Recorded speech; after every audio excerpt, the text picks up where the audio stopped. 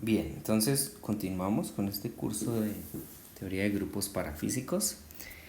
Recordemos, la última vez terminamos con este diagrama de raíces en la base de lambda 3 y lambda 8.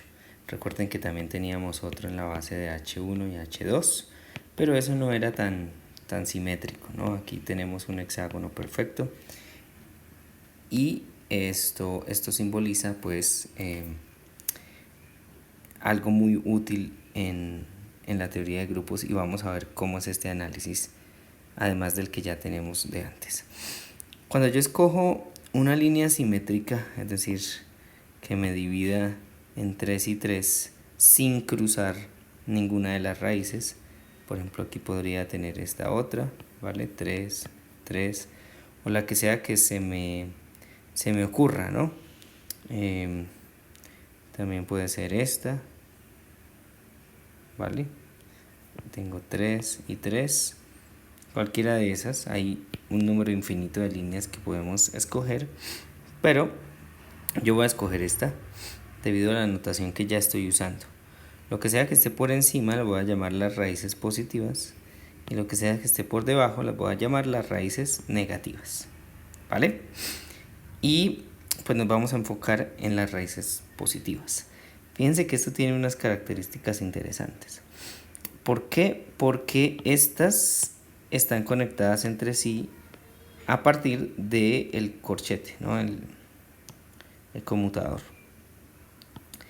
Y es que es como si fuera cerrado, ¿no? Para las positivas, este con este está relacionado a este con este está relacionado a este, y así, ¿vale? Las tres están relacionadas. Y de hecho esto nosotros ya lo habíamos visto. Cuando yo tengo un conmutador de x alfa y x beta, ese conmutador va a ser proporcional a un x gamma con alfa más beta, donde alfa más beta pues son las raíces. Eso lo vimos en la clase anterior. Lo mismo va a suceder si yo agarro solamente las negativas. Entonces, si son las negativas, pues aquí tengo esto de acá. Si yo agarrara, por ejemplo, esta línea en que tengo una mezcla de positivos y negativos, ahí ya no se podría decir este tipo de cosas. No se podría. Si quieren, ustedes hagan el intento de o recordar cómo son estos conmutadores acá. Por eso nos vamos a enfocar en las raíces positivas y mirar la información que nos da. Tomemos por ejemplo el caso del conmutador de x alfa 1 con x alfa 2. Ese nos da igual a x alfa 3. Es decir, que de las tres raíces positivas que estoy teniendo acá, el alfa 1 y el alfa 2, usando el conmutador, me va a dar el alfa 3. En otras palabras, el alfa 3 no es necesario. ¿Por qué? Porque yo lo puedo definir en términos de alfa 1 y alfa 2. ¿Vale? Tienen la misma información. Así que alfa 1 y alfa 2 se llaman raíces simples. Es como lo mínimo que se puede tener en términos de raíces, en el sentido en que todas las otras raíces positivas se pueden construir desde una unión de ellos dos.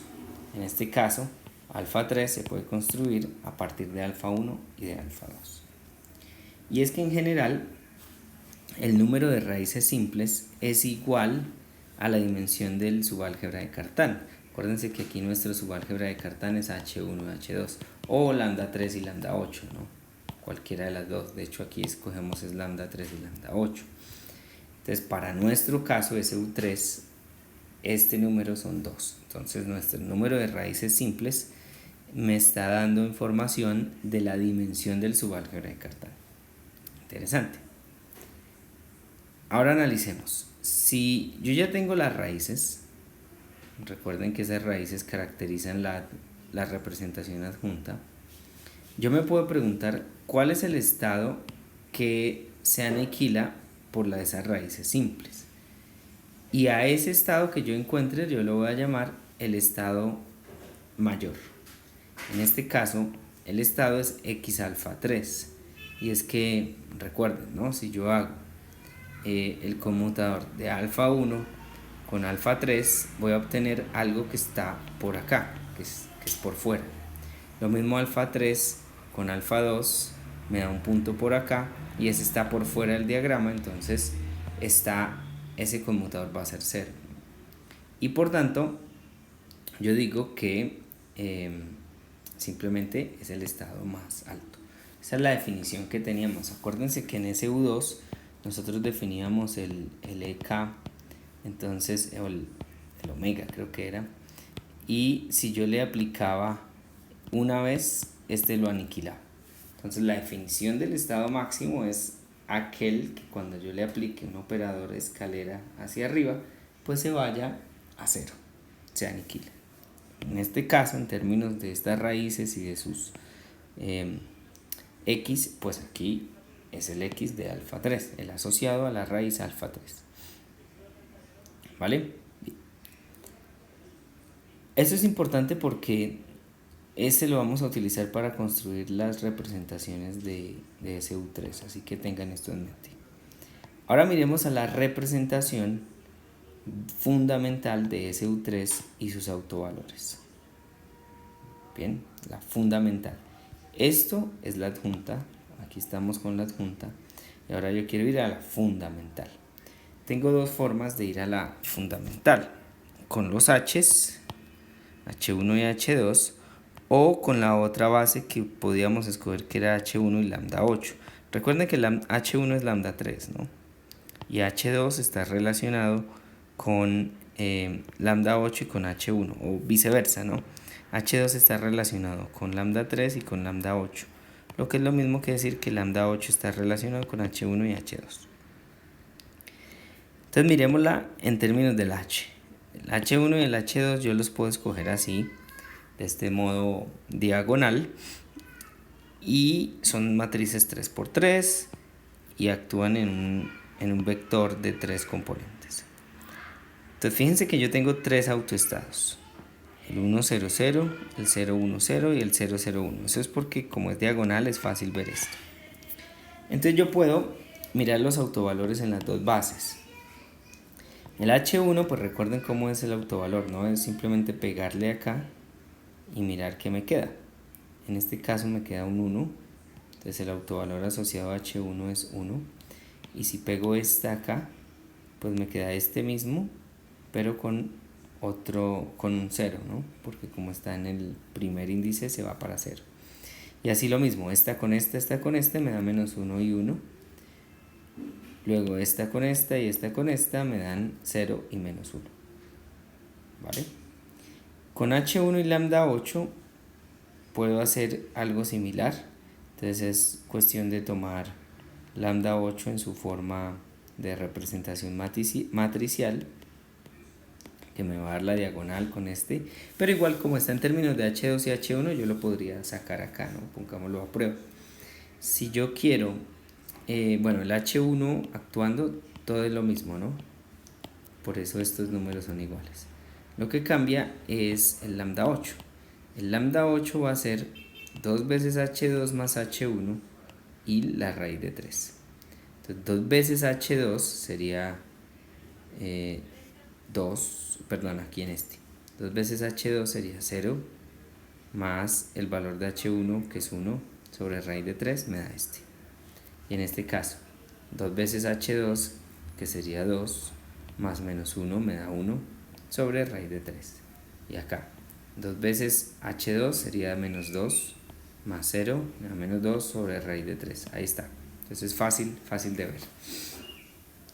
En este de acá yo puedo inferir un poquito más de información. Y es que fíjense que estos están en términos del subálgebra de Cartan y además cumplen con la siguiente condición. Fíjense en este. Un 1 y un menos 1, eso es lo mismo que un doblete de SU2 por el lado del H1. Y por el lado del H2 yo tengo esto, que es un 1 y un menos 1, que también forman un doblete de SU2. ¿Vale? Y además tengo estos que son singletes. ¿Vale? Bien. Entonces fíjense lo importante que es analizar estos autovalores desde la representación fundamental y por supuesto de las raíces y de lo que eso conlleva.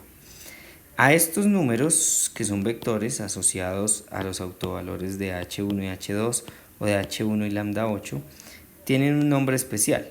En especial en esta base de acá, yo les llamo omega 1, omega 2 y omega 3. Eso los llamo los pesos. Entonces fíjense las dos características. Si estoy en la representación adjunta, los llamo raíces. Y si estoy en la representación fundamental, los llamo pesos. El diagrama de raíces y el diagrama de pesos se pueden unir. Y cuando yo lo hago, dependiendo de la base en la que esté, en este caso estoy agarrando esta de aquí abajo, pues me quedan unas figuras interesantes. Ya sé que el de raíces me queda un hexágono, ¿no? Que son 6 y los dos que tenemos acá de autovalor 0. Y ahora aquí tenemos 3 pesos. Bueno, esto es de abajo porque es la base que quiero. Uno es 1 raíz de 3 por acá. El otro es menos 1, 1 sobre raíz de 3. Y el otro es 0 menos 2 raíz de 3. Fíjense que esto forma un triángulo, ¿no? Forma un triángulo y tengo un hexágono. Entonces vea que ya estoy viendo la forma bien bonita aquí de estos diagramas de raíces y pesos.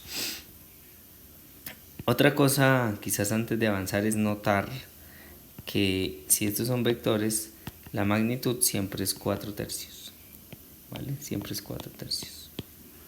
Ahí ustedes lo ven fácilmente. Ahora analicemos la acción de la representación asociada a estos X alfa en algún estado con peso omega. ¿Listo? Que es como unir qué pasa con estos vectores y estos otros vectores. ¿Será que puedo hacerlo aquí o no? Bueno, una de las cosas importantes es esta relación. Cuando yo actúo con la representación sobre un estado de peso, el resultado me va a dar un peso mezclado, ¿no? Peso más una raíz es un nuevo peso. Miremoslo acá. La idea es ver qué sucede cuando yo le aplico este R de H sobre un R de X actuando en un W o en un omega. Pues ya sabemos que en este caso el truco es usar el conmutador, ¿no? RH, RX es el conmutador más RX, RH, por la definición misma de este señor. ¿Qué ganamos? Por el lado de acá, yo ya tengo RH omega. Como este señor es un autoestado RH, como vimos antes, entonces este señor va a sacar un autoestado que es omega de H con respecto al peso. Ahora la cuestión está aquí, ¿vale? La cuestión está aquí. Entonces, ¿qué sucede con el conmutador? Entonces, ya habíamos visto antes que el conmutador de RH con RX, al ser una representación matricial, es lineal con ese conmutador. Entonces, el conmutador de la representación es la representación del conmutador. Pero esto de acá es definido con la adjunta, es decir, con el diagrama de raíces.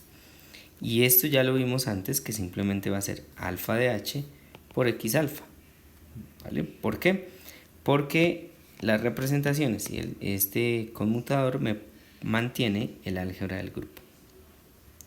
En otras palabras, este conmutador no es más que alfa de H por R de X alfa, que son los que pongo acá, y este entra acá. Y fíjense que aquí, al ser esto lineal, como es un número, viene y multiplica a este lado, y me quedó exactamente lo mismo, y vea que se suman estos autovalores. Entonces, de manera general, pues yo tengo que cuando actúa el RH y el RX alfa sobre un omega, me va a quedar igual a la suma de los autovalores asociados omega h y alfa h veces ese mismo estado. ¿Vale? Bueno, eso es lo que tenemos ahí. Entonces hay como una mezclita entre X y omega.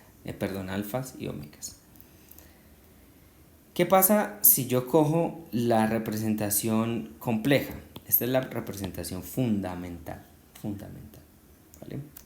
Fíjense que aquí yo puedo pasar de omega 1 a omega 2 usando el X menos alfa 1.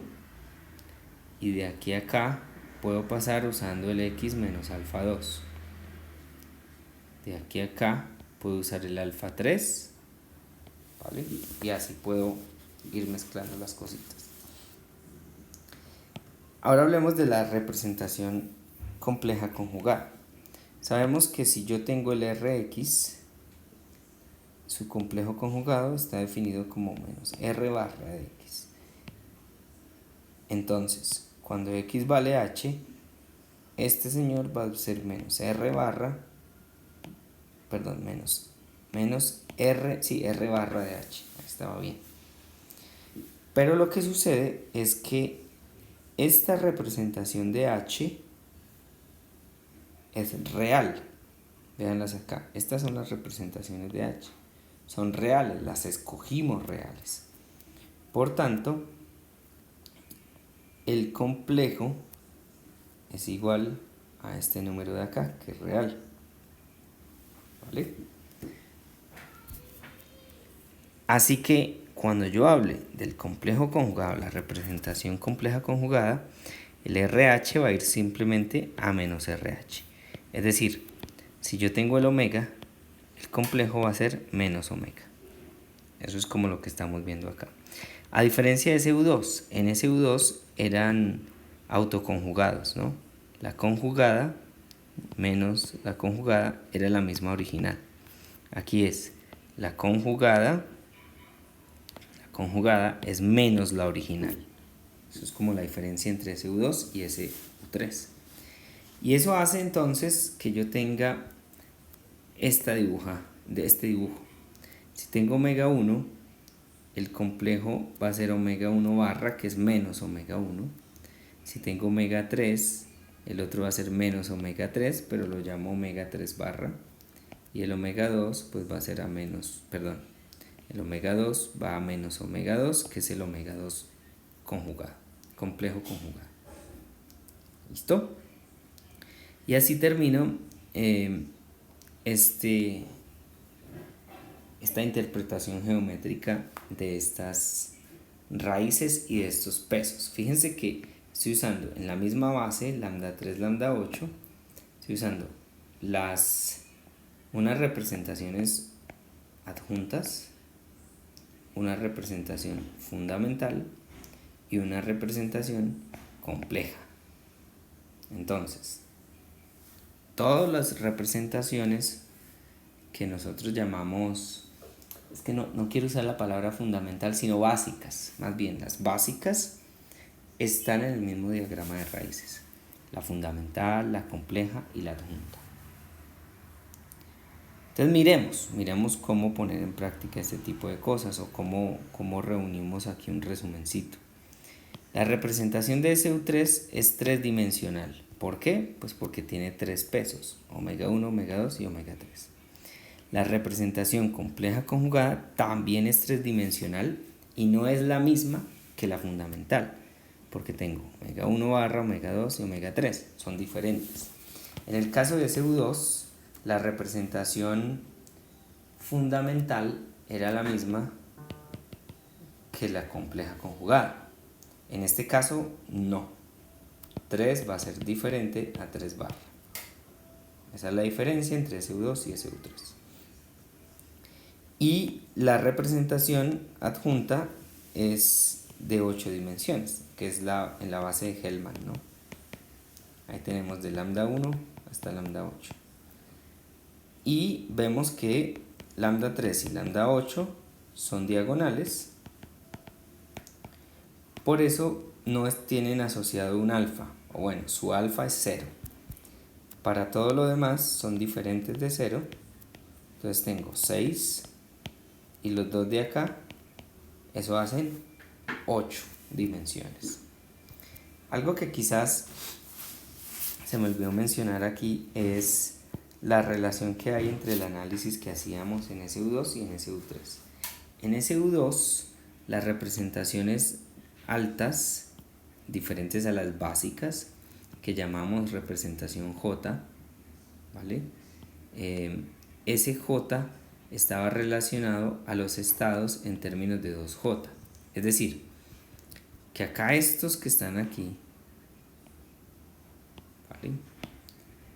En realidad nosotros no debimos usarlo así como entero, porque podríamos haber, bueno, lo que sucede es que uno se puede confundir, ¿no? Si yo les digo que esto es una representación, es un doblete de SU2, ustedes me van a decir, no, pero el doblete tiene spin 1 medio y menos 1 medio, y aquí está asociado un 1 y un menos 1. Eso es porque allá usábamos half spin, spines partidos como 2J, y aquí no, aquí estamos usando números enteros. Si en SU2 lo llamábamos 2J para el Cartan, subálgebra de Cartan, que era solamente unidimensional, aquí como el subálgebra de Cartan es 2-dimensional, necesito dos números que lo relacionen. Y yo los pude haber llamado 2M1 y 2M2, pero la notación es un poco fea en ese sentido de números así fraccionarios.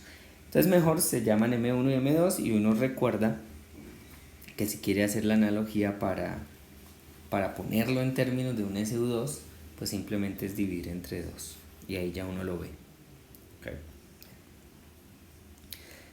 Hablemos entonces del estado más alto. Para la representación fundamental, la representación compleja y la representación adjunta. En el caso de la representación fundamental es 1, 0. ¿Cómo sé eso? ¿Y en qué base lo estoy usando? ¿No? También es importante. Entonces estoy en esta base y estoy diciendo que este es el estado mayor, que sería omega 1.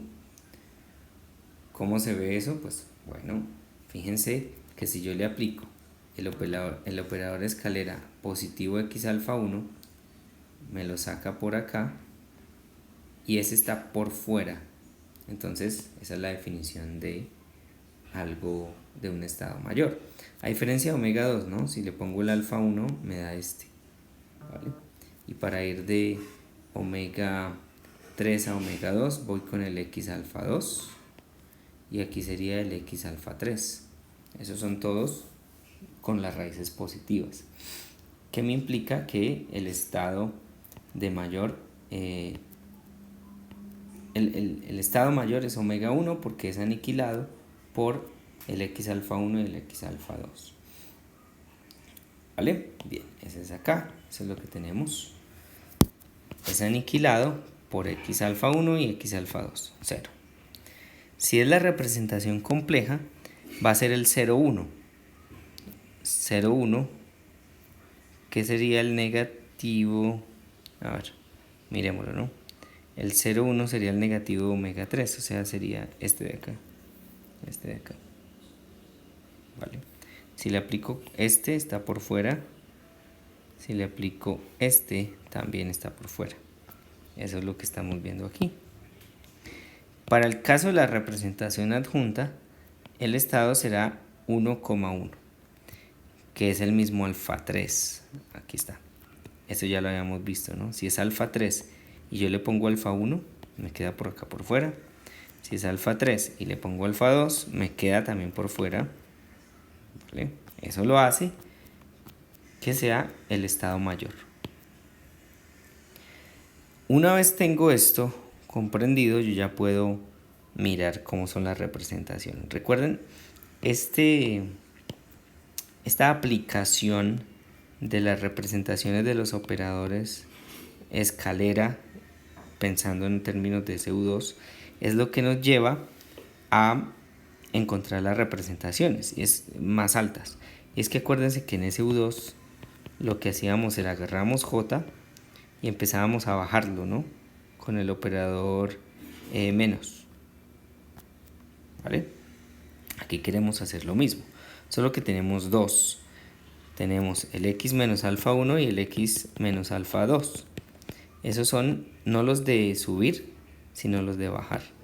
Porque empezamos desde la más alta y vamos a j menos 1, j menos 2, etc.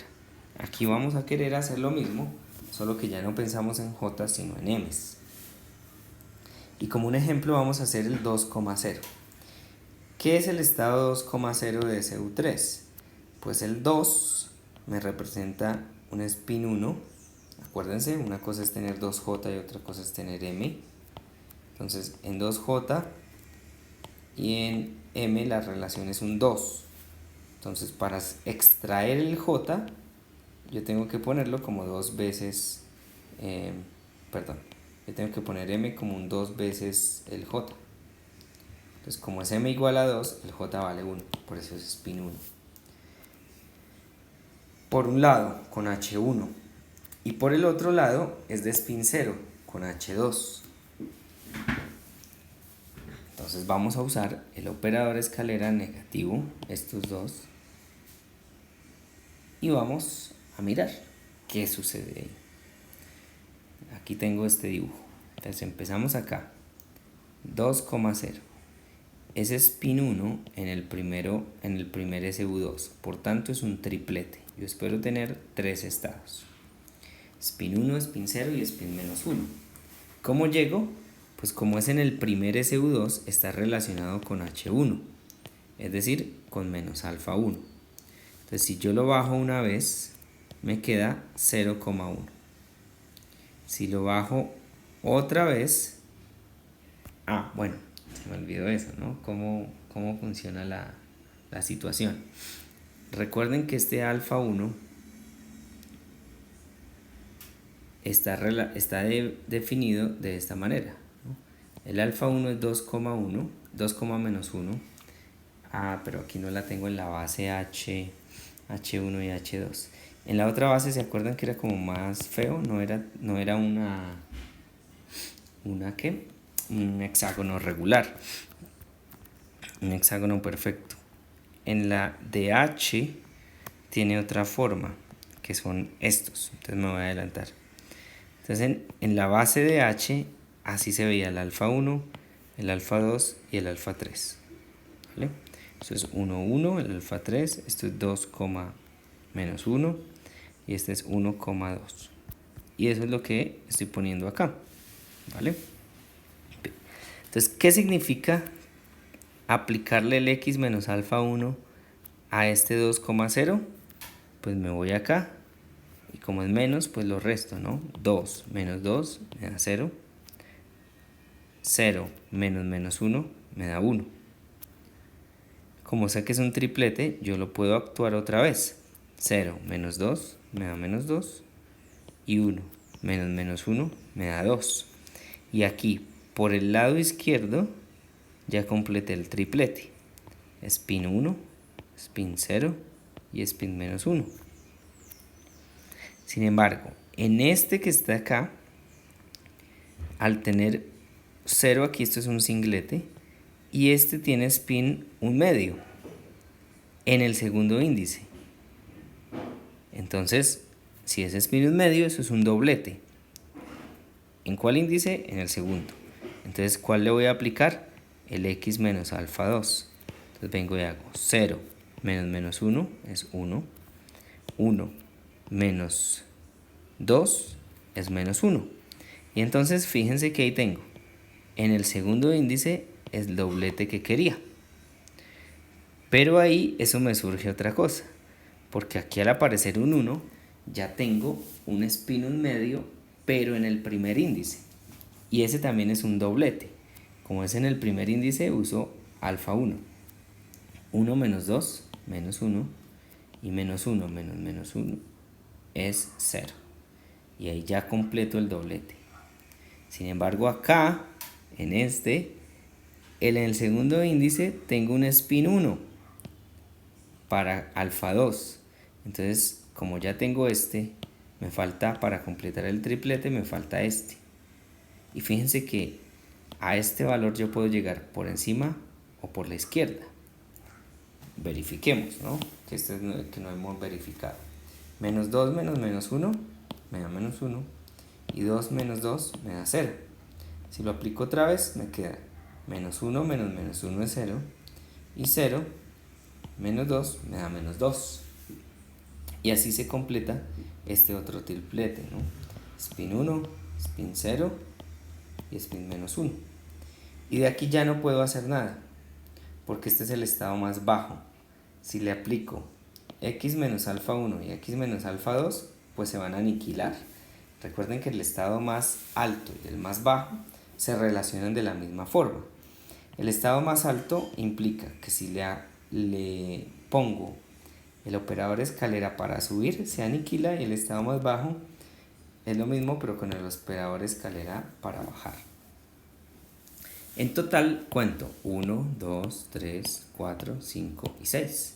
Es decir, la representación 2,0 de SU3 tiene 6 dimensiones.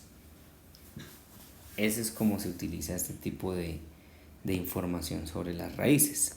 Entonces aquí lo podemos ver más interesante, ¿no? En la base de H1 y H2, que es esta, omega 1 es 1, 0, omega 2 es menos 1, 1 y omega 3 es 0, menos 1. ¿Listo? Bien. Y en esa base, que es la que estamos trabajando, las 6 dimensiones del 2,0 entran 2,0, ¿cierto? 0,1, menos 1, 0, 1 menos 1, menos 2, 0, ¿sí? No, ¿cómo es? Menos 2, 2, que es este, y 0 menos 2. Ahí están. En esta base, la base de H1 y H2. Pero esta no es la base que hemos estado usando. Entonces vamos a hacerla en la otra base. Porque en la otra base, pues pasa lo mismo. En la base de H's, los alfas no se ven tan bonitos. Los otros quedaban por acá, ¿no? No se ve tan bonito. Y en la base de lambdas, sí se veían como un hexágono, ¿no? Que es lo que teníamos ahorita. Acá es algo similar. En la base de H's, estos de 2,0 no se ven tan bonitos, pero acá sí. Entonces fíjense que aquí tendría que reorganizar mis números para poner estos como los omegas, pero no es ni tan complicado, ¿no? Si uno se pone a pensar, el 2,0 es 2 veces 1,0, es decir, el 1,0 que está relacionado a omega 1, y este es como el omega es 2, el omega inicial es 2 veces omega 1. Si este es omega 1, este es omega 2, este es omega 3, pues el omega inicial es 2 veces este. Por eso lo pongo acá. Y ya con los operadores escaleras, pues empiezo a jugar. Si este es alfa 1, hacia allá va menos alfa 1, entonces lo uso 2 veces. Ahí está. ¿Sí lo ven? En este de la mitad le aplico menos alfa 2, que me lleva a este. ¿Listo? Que sería esta línea de acá. Y en este le aplico menos alfa 2, que me lleva a este. Y otra vez menos alfa 2, que me lleva a este. ¿Vale? Entonces, ¿cómo es el análisis en cualquiera de estos dos casos? Fíjense acá lo que voy a hacer. Voy a trazar esta línea de alfa 1 que me define un SU2, y fíjense que estoy teniendo un triplete de SU2. ¿Vale? Si hago esta de acá, estoy teniendo un doblete de SU2. Esos son los que tengo que buscar, ¿no? Y además, con este alfa 2 tengo el doblete y tengo el triplete. Entonces fíjense, en alfa 1 tengo un triplete y tengo un doblete. Volvámoslos a mirar. Un triplete y un doblete. Y en alfa 2 también tengo un doblete y un triplete. Acá también se ve. En alfa 1 tengo el triplete. En alfa 2 tengo un doblete y tengo un triplete. ¿Sí lo ven? Interesante, ¿no? Ahí está la situación bien estructurada en términos de estos diagramas de raíces. ¿Ok? Bien. ¿Por qué no agarro alfa 3? Recuerden que cuando definimos las raíces positivas, dijimos que el alfa 3 no era necesario porque lo mínimo que me da toda la información es alfa 1 y alfa 2. Entonces por eso es que estamos agarrando. ¿Listo? Bien. Ahora, ¿qué pasa si yo quiero... Ah, bueno, aquí se me olvidó, ¿no? Estos también, cuando son perpendiculares, esto se me vuelve un singlete. ¿Ok? Bien. Pero eso podemos discutirlo más adelante. Lo que es importante es que ya tenemos que hay 6. La dimensión de la representación 2,0 es 6 dimensional. Y aquí es donde empezamos otra vez a multiplicar representaciones. Si yo quiero 3 multiplicando a 3, fíjense que estas son fundamentales. Cuando es 3, veíamos acá, es fundamental, 3 barra es compleja y 8 pues es la adjunta. Entonces en este caso, si hacemos una multiplicación de 2 fundamentales, ¿qué vamos a obtener? Y antes de eso, pues quisiera mirar aquí otra vez esto. Si yo tengo una multiplicación de representaciones R1 y R2 y lo llamo una R, en donde R1 y R2 están asociados con omega y con omega prima respectivamente, pues vemos que el espacio se puede dividir en este tipo de cosas. Entonces, aquí es donde actúa esta representación. Entonces, miremos qué pasa cuando yo le pongo el RH actuando en estos estados. Pues como el R es R1 y R2, R1 actúa solamente en este y R2 actúa solamente en este. Entonces yo voy a tener a nivel de álgebra, acuérdense que es la suma, va a ser este actuando en el primero más la otra parte actuando en el segundo. Eso ya lo vimos en clases anteriores. Y como estas cosas son autoestados, pues voy a tener autovalores, omega h y omega prima. Y así que los pesos se van a añadir. Bien, ahora sí volvámonos acá. Son propiedades que son muy importantes. En la dimensión 3, la fundamental es esta, en términos de los omegas. Y lo voy a poner 2 veces porque voy a multiplicar 3 por 3, ¿vale? Y ahora voy a mirar, a la luz de esto, de que los pesos se suman, pues voy a mirar cómo me queda. Si agarro este por este, bueno, este es dimensión 3 y este es dimensión 3, yo esperaría tener dimensión 9. No puede haber pérdida de dimensiones. Este con este me queda 1 más 1 es 2, 0 con 0 es 0. Este con este, entonces hago los 3 como una multiplicación normal, ¿no? Y aquí me queda 1 menos 1 me da 0, 0, 1 me da 1. Pero ese también lo puedo escoger acá, ¿no? Me da lo mismo. Multiplicar estos dos me dan exactamente lo mismo, entonces le pongo una multiplicidad de 2. Si hacemos este con este me da 1 y menos 1, pero si hago este con este también me da 1 y menos 1, por eso 2. Luego el menos 1, 0. Entonces este sería menos 1, 0 con cuál es, con este.